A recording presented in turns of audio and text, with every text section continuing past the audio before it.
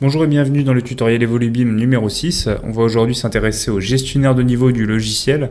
Donc le gestionnaire de niveau, c'est ce qui vous permettra de générer et de gérer les différents niveaux, les différents étages de vos projets sur le logiciel Evolubim. Donc on va ici partir d'un projet existant, d'une maison individuelle, qui comporte pour le moment un seul niveau, donc il y aura un seul rez-de-chaussée. On viendra dans un premier temps insérer un premier étage et dans un deuxième temps on viendra insérer un niveau de fondation avec un vide sanitaire. Donc pour afficher le gestionnaire de niveau, on va venir cliquer sur le bouton en haut à droite qui nous permettra d'afficher sur la partie inférieure le gestionnaire de calque et dans la partie supérieure le gestionnaire de niveau. Donc dans ce gestionnaire de niveau, on va retrouver les différents niveaux qui composent notre projet. Donc ici on a seulement un rez-de-chaussée qui se trouve sur un niveau fini à 0 m. Donc lorsqu'on double-clique sur ce niveau, on va pouvoir afficher une case de dialogue qui comporte plusieurs paramètres, notamment les élévations avec la hauteur finie. On pourra modifier cette hauteur finie, on pourra également modifier la hauteur brute, ainsi que le niveau fini, donc du rez-de-chaussée.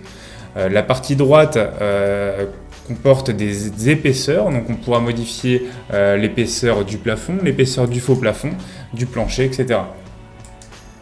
On va maintenant passer donc en mode 2D pour ajouter un nouvel étage, un premier étage à cette maison.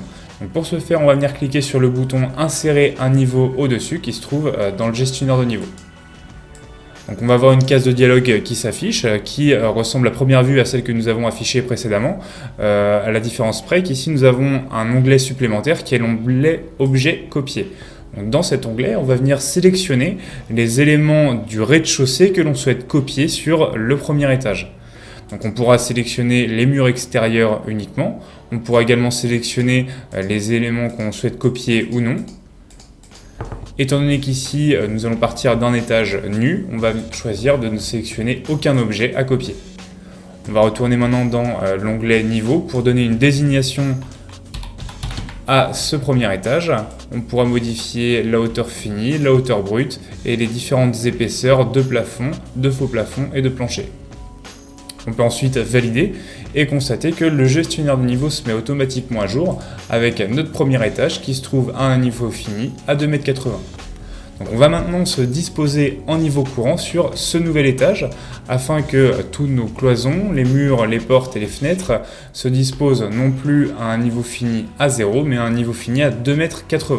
Donc pour ce faire, on va modifier la position de la boule bleue en la disposant sur le R+1.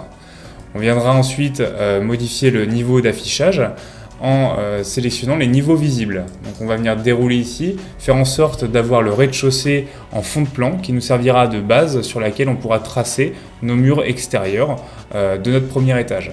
Donc pour ce faire, on va venir sélectionner le niveau actif qui sera visible et on aura le plan inférieur qui sera en transparence.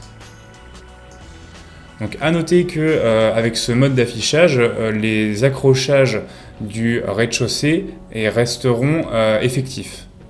Donc une fois qu'on a le bon niveau courant et le bon type d'affichage, on va pouvoir tracer nos murs extérieurs, nos murs intérieurs et nos différents éléments d'ouverture, etc.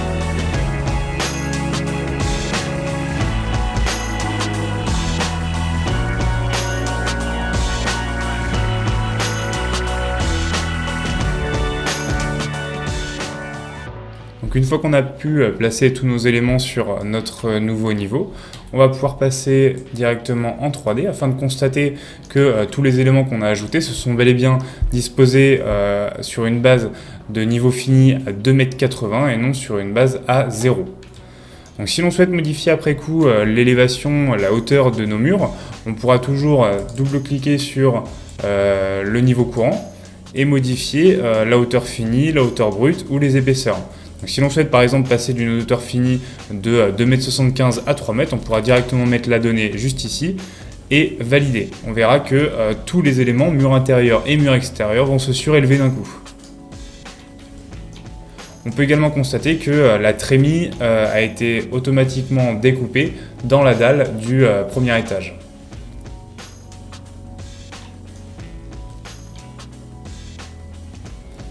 On va maintenant revenir en mode 2D et se replacer en niveau courant sur le rez-de-chaussée. On va venir insérer maintenant un niveau inférieur, donc avec un vide sanitaire et des fondations. Alors on va venir maintenant cliquer sur le bouton insérer un niveau au-dessous. Donc on a la même case de dialogue qui s'affiche avec l'onglet des objets à copier. Étant donné qu'on sera ici sur des épaisseurs de murs totalement différentes, on va faire le choix de ne copier aucun élément. On pourra donner une désignation à ce nouveau niveau et lui donner une élévation. Donc étant donné qu'on est sur un vide sanitaire, on va pouvoir lui donner une hauteur finie de 1 m et on voit que le niveau fini se mettra automatiquement à jour. Donc ici on sera sur moins 1 m. Donc une fois qu'on a notifié les données que l'on souhaitait et qu'on a sélectionné les objets à copier, on pourra valider pour mettre à jour le gestionnaire de niveau et se placer, comme on l'a fait pour le premier étage, en niveau courant sur cette fois le vide sanitaire. On va modifier le type d'affichage pour avoir en transparence cette fois le rez-de-chaussée qui se trouve maintenant sur le plan supérieur. Donc on va venir sélectionner en plan actif plus le plan supérieur, le rez-de-chaussée qui sera en transparence. On va venir maintenant disposer nos murs de fondation.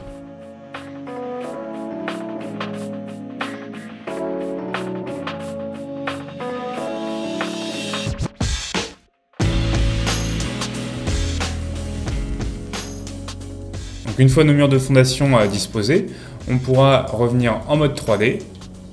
Et si vous souhaitez avoir un visuel sur l'intégralité de vos étages, il faudra sélectionner en niveau visible tous. Vous aurez ainsi le premier étage et si vous passez en dessous du niveau 0, les fondations du bâtiment avec une hauteur finie de 1 m.